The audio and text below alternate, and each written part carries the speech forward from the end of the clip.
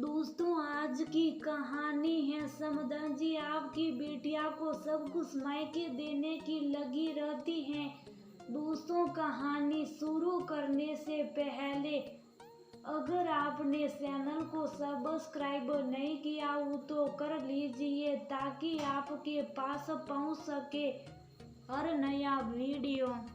क्या बताऊं, विमला बहू अपने मायके गई थी, बोल रही है घड़ी गुम हो गई है। हर बार मायके जाती हैं तो कुछ ना कुछ वहीं छोड़ आती हैं और बहाना लगा देती हैं कि पैक करना भूल गई, या फिर बोल देती हैं कि वह चीज मुझसे गुम हो गई। हम भी अपने मायके जाते थे लेकिन हमसे तो कभी ऐसी गलतियां नहीं हुई। ये जानबूझकर ऐसा करती हैं। इसका बस चले तो सब कुछ मायके वालों को दे दे। कमला जी अपनी सहेली विमला से बोली। कमला जी जानबूझकर थोड़ा तेज बोल रही थी ताकि रसोई में खड़ी उनकी बहुत सारी बातें सुन ले। रसोई में चाय बना रही सीमा ने सब सुन लिया था। मन तो कर रहा था सासू माँ को बोल दे कि उसके मायके में किसी चीज की कमी नहीं है और ना ही वह कोई चीज जानबूझकर मायके में छोड़कर आती है। अगर कोई चीज मायके में रह भी जाती है तो उसके घर वाले कैसे भी करके वह सामान उस तक पहुँच, लेकिन उसने चुप रहना ही बेहतर समझा, क्योंकि पहले भी वह सासू माँ को कई बार सफाई दे चुकी थी और सासू माँ को समझने को तैयार नहीं थी। इस बार सीमा से घड़ी गुम हो गई थी और सासू माँ को लग रहा था कि बहू जानबूझकर घड़ी मायके वालों को दे आई है, जबकि ऐसा कुछ नहीं था। कुछ दिनों बाद वह घड़ी घर में ही मिल गई। इसमें भी उन्हें कुछ साजिश ही नजर आ रही थी। अब सीमा के मामा के बेटे रमन की शादी थी और वह उसके लिए पैकिंग कर रही थी। तभी सासू माँ कमरे में दाखिल हुई और उन्होंने देखा कि सीमा ने एक भी सोने का गहना पैक नहीं किया। तो वह बोली, बहू अपने गहने जरूर रख लेना, तेरे मामा के परिवार वालों को भी पता लगे कि हमने एक से एक गहने अपनी बहू को दिए हैं। लेकिन माँ जी, गहने कहीं गुम ना हो जाए। सीमा बोली, हाँ तू है तो लापरवाह, लेकिन अपनी माँ से कहना कि तेरे गहनों का ख्याल रखे।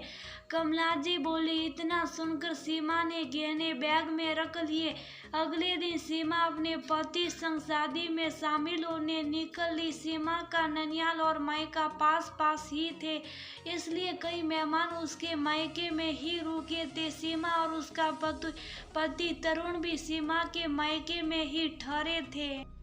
अगले दिन शादी थी। सीमा पूरा सज संवर कर सारे गहने पहनकर शादी में शामिल हुई और वापस लौटते ही उसने सारे गहने अपने बैग में रख लिए। अगली सुबह जब वह पैकिंग करने लगी तो गहने बैग में गहने ना देकर उसके पैरों तले जमीन खिसक गई। वो जोर जोर से रोने लगी। सीमा की माँ, तरुण और कुछ रिश्तेदार भाग कर आए। सीमा ने उन्हें सारी बात बताई। ये सुन सब लोग हैरान भी थे। तरुण के कहने से घर में मौजूद लोगों के सामान की तलाशी भी ली गई, लेकिन गहने नहीं मिले। तरुण ने फोन करके सारी बात अपनी माँ से भी कह दी। कमला जी ने उसे फोन स्पीकर पर करने को कहा और फिर बहू और उसके परिवार वालों को खुद सुनाया। साथ ही ये शर्त भी रख दी कि अब बहू को तभी लेकर जाएंगे जब बहू के मायके वाले सारे गहने खुद बनवा कर देंगे। तरुण भी सीमा की लापरवाही से खपा था, इसलिए अकेला घर आ गया और सीमा मायके ही रही। सीमा के माता पिता ने जैसे तैसे करके गहने बनवा दिए और बेटी के ससुराल वालों को बुला लिया। वह लोग कई रिश्तेदारों को संग लेकर सीमा के घर पहुंचे। सीमा के पिता ने सबके सामने सारे गहने कमला जी को दिए और बोले, समदन जी, मैं मानता हूँ मेरी बेटी से भूल हुई है, लेकिन भूल तो इंसानों से ही होती है। आप कृपया इसे माफ कर दे और इसे फिर से अपना ले। इतना बोलने के बाद सीमा के पिताजी हाथ जोड़कर खड़े हो गए। समधी जी, इस बात की कोई गारंटी नहीं है कि आपकी बेटी ऐसी गलतियां फिर से नहीं करेगी और हर बार इसकी चीजें मायके में ही कैसे गुम हो जाती हैं। क्या कारण है इसका कहना नहीं चाहिए, लेकिन हमें तो लगता है आपकी बिटिया को सब कुछ मायके देने की लगी रहती हैं।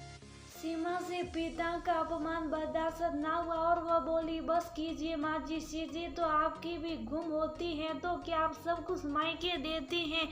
इंसान से भूल हो जाती है, आप सही तो सजा दे दे, लेकिन ऐसे इल्जाम ना लगाए। मैं तो ऐसा करने का सोच भी नहीं सकती। अगर मेरे गहने ससुराल में चोरी हो जाते तब क्या होता? और गहने क्या इतने कीमती हैं जिनकी वजह से बहू को तलाक देने की नौबत आ जाए? तरुण, तुम तो विश्वास, तुम जानती हो मैं ऐसा नहीं कर सकती। पति पत्नी का रिश्ता प्यार और विश्वास पर टिका होता। जब विश्वास ही नहीं है तो रिश्ता खत्म करना ही बेहतर है। कर देते खत्म इस रिश्ते को। बोलते बोलते उसका गला भर आया।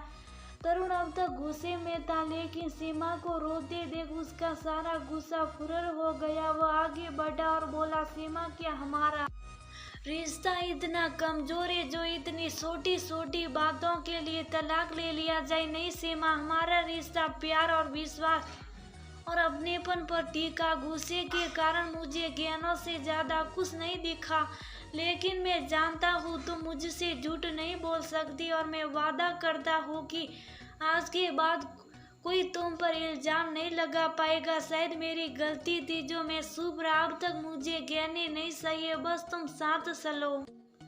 तरुण ने सीमा के माता पिता से भी माफी मांगी और बोला, माफ कर दीजिए, मैंने आपके सामने ऐसी शर्त रख दी। मुझे गहने नहीं चाहिए, ये आप रखे और मैं सीमा को मेरे साथ भेज दे। कमला जी को भी सभी ने समझाया कि वह बहू के प्रति ऐसी सोच ना रखे।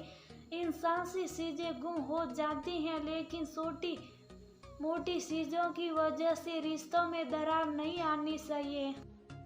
कमला जी को भी अपनी गलती का एहसास हो गया और वह पूरे प्यार और सम्मान के साथ बहू को घर ले आई। गहने लेने से भी उन्होंने इनकार कर दिया। रिश्तों में प्यार, विश्वास और अपनापन फिर से बनने लगा, जिसकी वजह से रिश्ते खिलने लगे और घर खुशियों से महकने लगा। दोस्तों, जब भी कोई लड़की मायके जाती है और वहाँ उससे कोई चीज गुम हो जाती है तो सारा इल्जाम बिना सोचे समझे मायके वालों पर थोप दिया जाता है। और अगर कोई कीमती चीज गुम हो जाती है तो तलाक तक की धमकी दे दी जाती है। क्या रिश्तों से कीमती गहने होते हैं? क्यों बहू को हर बार कटघरे में खड़ा कर दिया जाता है और बेगुनाही का सबूत मांगा जाता है?